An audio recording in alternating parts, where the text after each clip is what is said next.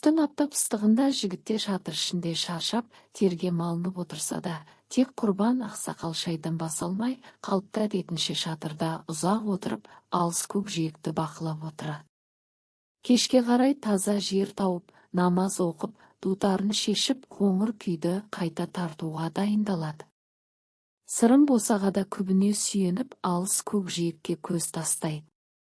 Көкжиекте сағымға ұқсас беймәлім дүниелер көрініп, жанға тыныштық бермейтін елестер қозғалады.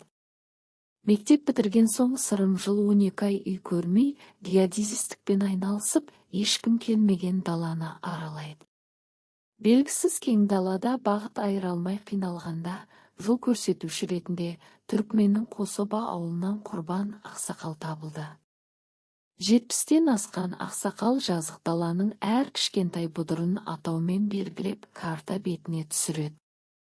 Көне молаларды көрсе, машинаны тоқтатып дұға оқиды. Сырым мен шофер ескерткіштерге қарап, тарихын еске алады. Қосқа келгенде Құрбан ақсақал дутарын алып, кешегі оқиғаға байланысты күй тартып, Сырым күйдің әсемдігіне елітеді. Ал қиялындағы көріністер өмірге енуі сияқты сезіледі. 70-тен асқан Құрбан ақсақал дутарын шебер тартып, саусағынан төгілген саз әлі тәтті. Сырым күйді тыңдап, бала күндегідей әр сазға елітеді, көкірегінде ерекше сезім пайда болады.